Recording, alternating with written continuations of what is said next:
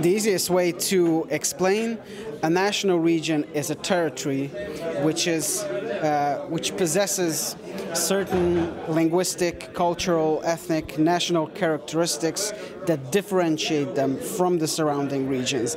This is a new term.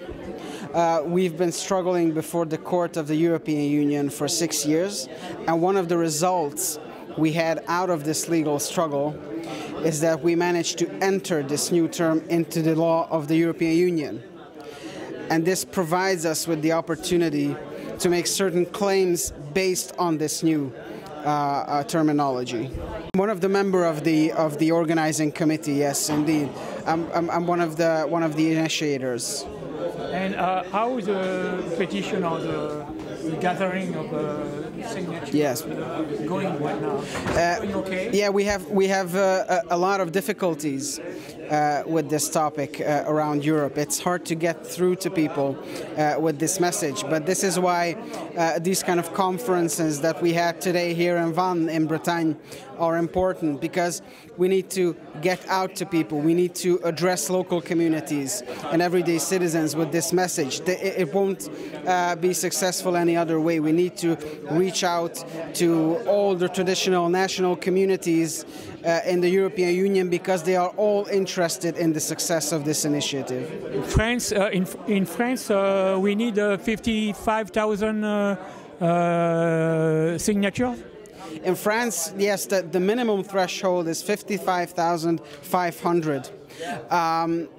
And the vast majority of that is still lacking. So we are very much counting on all the traditional national communities in France, because you have several millions of these kind of people. You have not just Bretons, you have the Alsatians in the east, you have the Basque and the Catalan in the south. You have many valuable nationalities, and we think that all of these cultures, all of the languages should survive and should be maintained. This is what this whole initiative is about, to preserve the special identity of traditional national communities of Europe.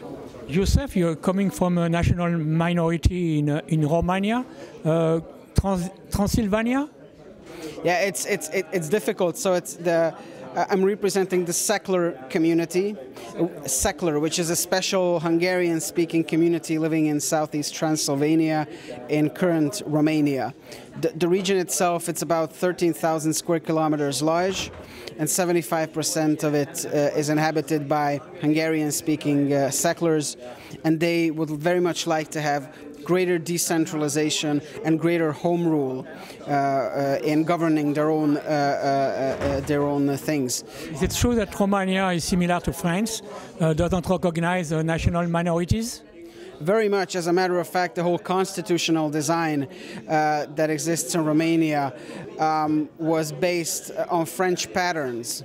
And they also very much like to adopt this kind of Jacobin mentality of thinking about an otherwise diverse society as something that is unified in any way.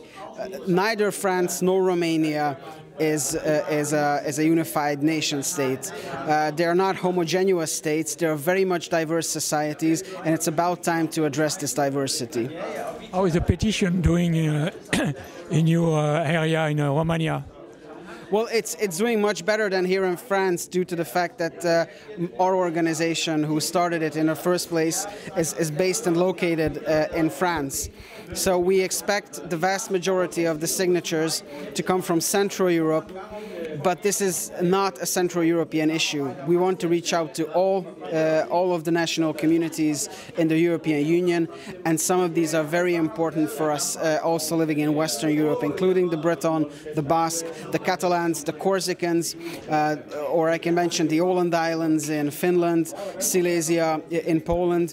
Altogether there are around 40-50 million people belonging to one of the traditional national communities. So we usually say that national regions combined are a major power in Europe.